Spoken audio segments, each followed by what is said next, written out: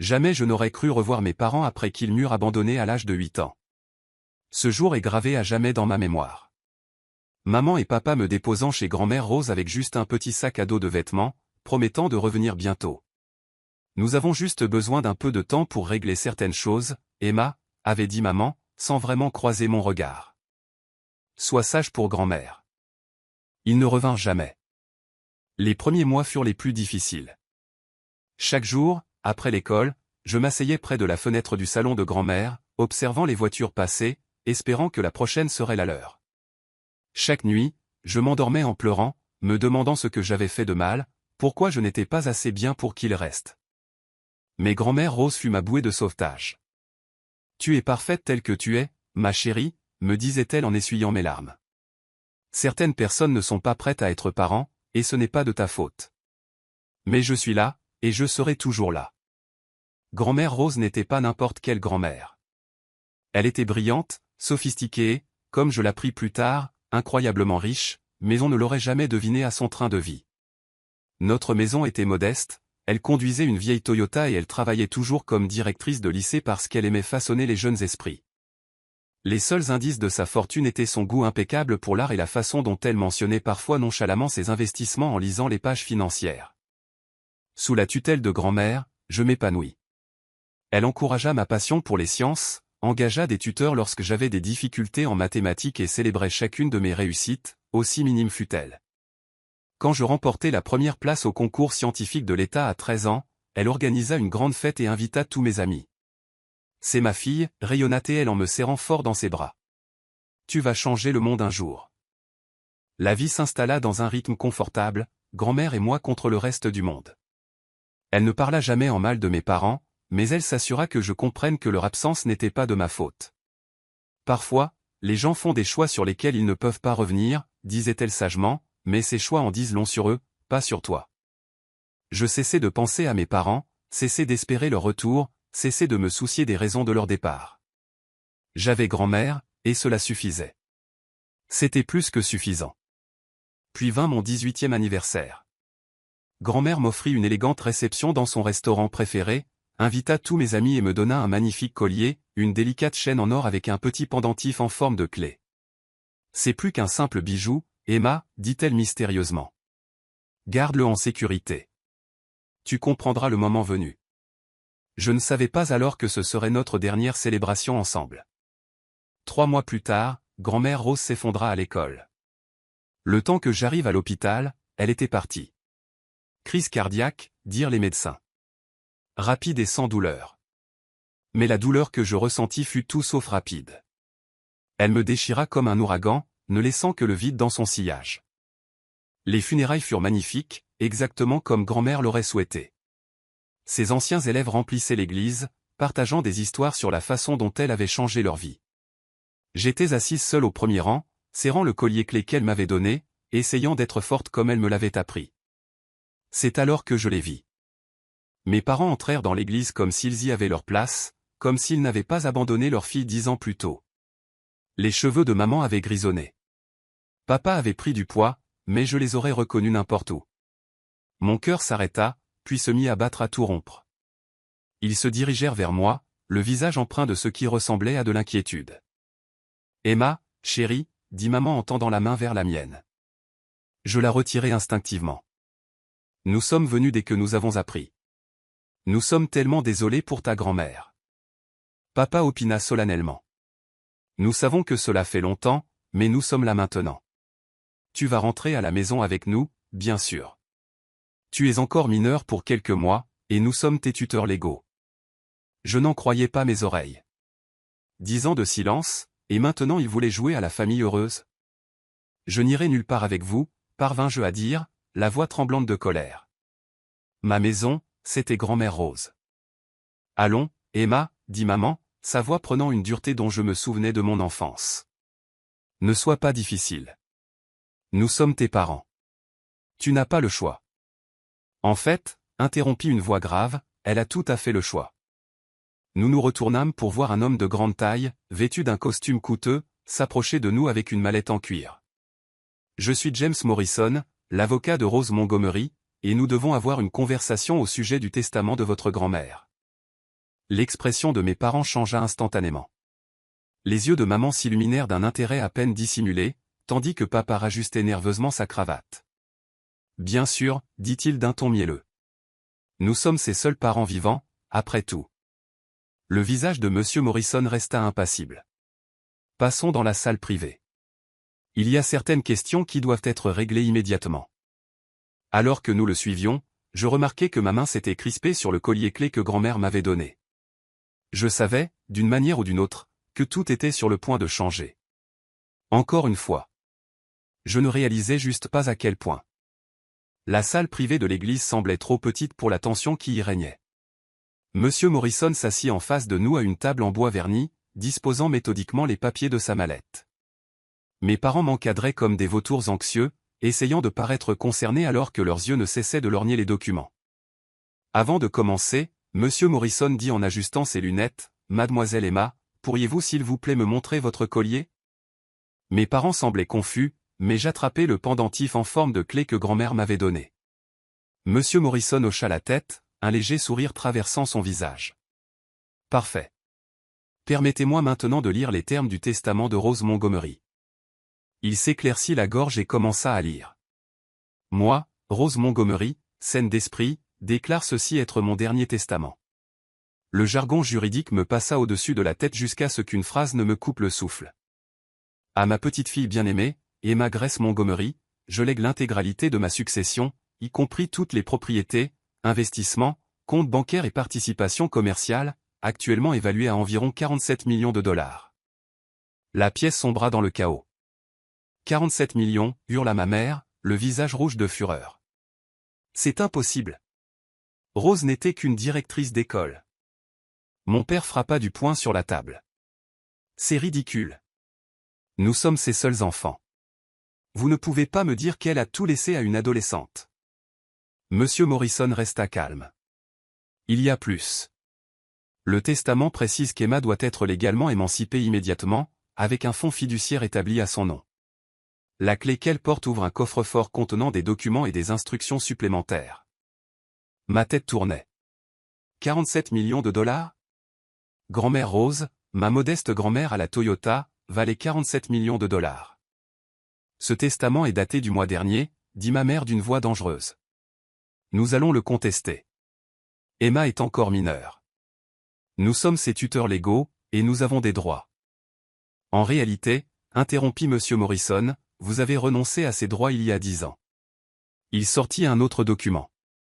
Voici une copie de la plainte pour abandon que Rose a déposée contre vous deux après que vous avez laissé Emma.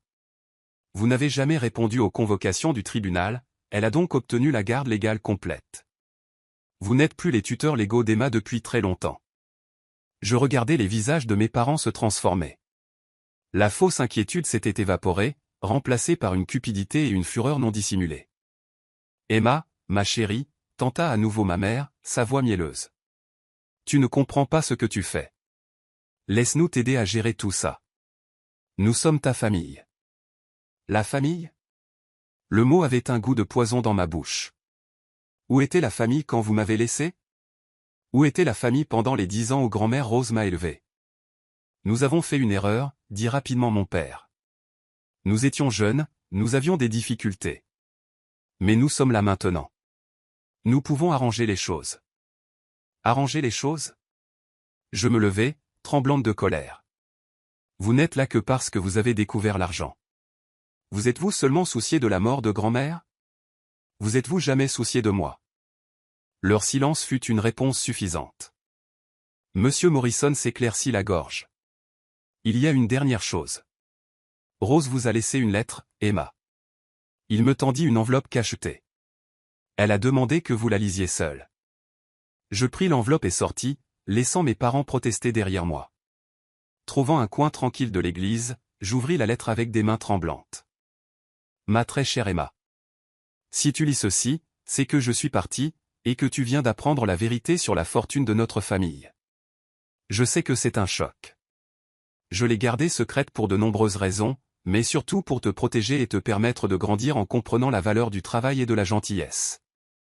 J'ai vu tes parents choisir l'argent plutôt que l'amour à de nombreuses reprises. Ils t'ont abandonné parce que je refusais de continuer à financer leur style de vie extravagant. Ils ont choisi la richesse plutôt que leur propre fille, et ce faisant, ils m'ont fait le plus beau des cadeaux, toi. La clé que je t'ai donnée ouvre plus qu'un simple coffre-fort. Elle ouvre la porte de ton avenir. J'ai pris des dispositions pour tout. La maison est à toi. Tes frais de scolarité sont assurés. L'entreprise familiale t'attend quand tu seras prête. Mais le plus important, souviens-toi de ceci, tu es aimé, non pas pour ton héritage, mais pour qui tu es. La même force tranquille qui t'a aidé à survivre à l'abandon t'a préparé à gérer cette responsabilité. Ne laisse pas tes parents te manipuler. Ils essaieront, mais tu es plus forte qu'ils ne le pensent. Tu es une femme Montgomery, et nous ne plions pas facilement. Avec tout mon amour, grand-mère Rose. Des larmes coulèrent sur mes joues tandis que je finissais de lire. Dans la mort comme dans la vie, grand-mère Rose me protégeait, me guidait, m'aimait. Je touchais la clé autour de mon cou, la compréhension m'envahissant enfin. Quand je retournais dans la salle privée, mes parents se disputaient encore avec Monsieur Morrison sur la manière de contester un testament. Ils se turent quand j'entrai. Emma, commença ma mère, mais je levai la main. Je veux que vous partiez, dis-je, la voix stable. Tous les deux. Vous n'êtes pas les bienvenus ici. Écoute-moi bien, commença mon père avec colère, mais Monsieur Morrison l'interrompit. Dois-je appeler la sécurité, demanda-t-il calmement. En tant qu'unique héritière et propriétaire des lieux, Emma a le droit de vous faire expulser. Ils me fixèrent, ces étrangers qui partageaient mon sang, et je vis le moment où ils réalisèrent qu'ils avaient perdu. Pas seulement l'argent, mais toute chance de me manipuler. Ce n'est pas terminé, siffla ma mère alors qu'ils rassemblaient leurs affaires. Tu le regretteras. Je les regardais partir, me sentant étrangement sereine. Que se passe-t-il maintenant, demandai-je à Monsieur Morrison. Il sourit. Maintenant, nous allons visiter ce coffre-fort. Votre grand-mère a laissé des instructions très détaillées sur les prochaines étapes. Allons-y. En quittant l'église, j'aperçus mes parents sur le parking, se disputant furieusement. Ils avaient tout perdu aujourd'hui. Non pas qu'ils l'aient jamais vraiment eu. Ils avaient choisi l'argent plutôt que l'amour une fois auparavant, et ce choix venait enfin de les rattraper. Je touchai la clé autour de mon cou et souris. Grand-mère Rose m'avait donné bien plus qu'un héritage. Elle m'avait donné le pouvoir de me tenir debout, de faire face à ce qui m'attendait, et quelque chose me disait que ce n'était que le début. Le coffre-fort de la First National Bank contenait exactement ce que grand-mère Rose avait promis, et bien plus encore. Tandis que Monsieur Morrison m'aidait à examiner le contenu, je découvris à quel point ma grand-mère avait tout planifié méticuleusement. À l'intérieur se trouvaient des titres de propriété, des certificats d'action et des instructions détaillées sur l'entreprise familiale, Montgomery Investment, une société dont j'ignorais jusqu'à l'existence. Mais ce qui attira mon attention fut une clé USB intitulée « Regarde-moi en premier ». Monsieur Morrison sortit son ordinateur portable, et le visage de grand-mère Rose apparut à l'écran. Elle semblait en bonne santé, rayonnante. Cela avait dû être enregistré juste avant sa mort. Emma, ma chérie, commença-t-elle, son sourire familier me réchauffant le cœur. Si tu regardes ceci, alors tout s'est passé comme je l'avais prévu. Tes parents se sont pointés à mes funérailles, n'est-ce pas? Essayer de réclamer ce qui ne leur a jamais appartenu. J'eus le souffle coupé. Même d'outre-tombe, elle savait exactement ce qui se passerait. Tu vois, Emma, il y a quelque chose que tu dois savoir sur tes parents.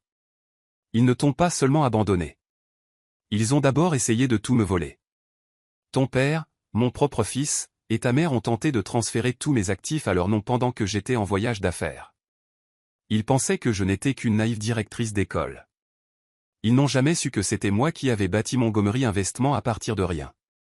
Elle marqua une pause, son expression se durcissant. Quand j'ai découvert leur stratagème, je leur ai donné le choix. Rester et vivre modestement en apprenant la valeur du travail, ou partir. Ils ont choisi de partir. Ils t'ont laissé derrière eux en pensant que je viendrais les supplier de revenir. Ils n'ont jamais compris qu'en t'abandonnant, ils renonçaient au plus grand trésor de tous. Des larmes coulaient sur mon visage tandis que grand-mère continuait. Je t'ai regardé devenir une jeune femme extraordinaire. Gentille, intelligente, travailleuse. Tout ce qu'ils ne sont pas. C'est pourquoi je sais que tu es prête pour cette responsabilité. La vidéo se poursuivit avec des instructions détaillées sur l'entreprise, les propriétés et, surtout, la fondation caritative qu'elle avait créée. La fondation Montgomery offre des bourses d'études aux enfants abandonnés. Tu en seras la nouvelle directrice. Utilise notre richesse pour aider les autres comme toi, Emma. C'est là notre véritable héritage. Les semaines suivantes furent un tourbillon. Monsieur Morrison me présenta au conseil d'administration de l'entreprise, qui avait connu et respecté Grand-mère Rose. Ils m'accueillirent chaleureusement, prêts à me guider dans mon apprentissage des affaires. Mes parents n'abandonnèrent pas si facilement. Ils engagèrent des avocats, tentèrent de contester le testament, essayèrent même de prouver que Grand-mère Rose était mentalement instable lorsqu'elle l'avait rédigé. Mais elle avait été trop minutieuse. Chaque document était en règle. Chaque décision était juridiquement inattaquable. Leur dernière tentative eut lieu 3 mois plus tard. Ils se présentèrent au bureau de Montgomery Investment, faisant une scène dans le hall d'entrée. « Nous sommes ses parents », criait ma mère alors que la sécurité les retenait. « Elle ne peut pas nous interdire l'entrée. » Je les affrontai calmement, vêtu d'un des élégants tailleurs de grand-mère, le collier clé toujours à mon cou. « En fait, je le peux. Et je le ferai. Nous irons voir la presse, menaça mon père. Racontez à tout le monde comment tu as volé notre héritage. Je souris, canalisant la force tranquille de Grand-mère Rose. Allez-y, racontez-leur comment vous avez abandonné votre fille de 8 ans. Racontez-leur comment vous avez essayé de voler votre propre mère. Je suis sûr que la presse adorera cette histoire. Ils se dégonflèrent, comprenant enfin qu'ils avaient tout perdu. Pas seulement l'argent, mais toute chance de me manipuler. Au revoir, dis-je fermement. Ne revenez pas.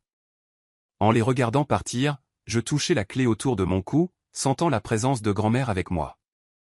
Ce soir-là, j'approuvai la première série de bourses de la Fondation Montgomery. 20 enfants issus de foyers brisés allaient avoir une chance d'accéder à une vie meilleure. Assise dans l'ancien bureau de grand-mère, mon bureau désormais, je regardais sa photo sur le mur et souris. Elle m'avait donné bien plus qu'un héritage. Elle m'avait donné un but, une force et le pouvoir d'aider les autres. La vieille Toyota est toujours dans mon garage, même si je pourrais m'offrir n'importe quelle voiture. Elle me rappelle d'où je viens, de la femme humble et travailleuse qui m'a appris que la vraie richesse ne se mesure pas à l'argent. Elle se mesure à la façon dont on l'utilise pour rendre le monde meilleur. Parfois, je porte son vieux blazer de directrice aux réunions du conseil. Les membres qui l'ont connue sourient en le voyant, ils comprennent. Je ne suis pas seulement l'héritière de Rose Montgomery. Je suis son héritage. Quant à mes parents, j'ai entendu dire qu'ils avaient déménagé dans un autre État, racontant à qui voulait l'entendre l'histoire de leur fille ingrate. Mais leurs mots ne peuvent plus m'atteindre. Je sais qui je suis. Je suis Emma Grace Montgomery, et comme ma grand-mère avant moi, je choisis l'amour plutôt que l'argent, la gentillesse plutôt que la cupidité, et aider les autres plutôt que de m'aider moi-même.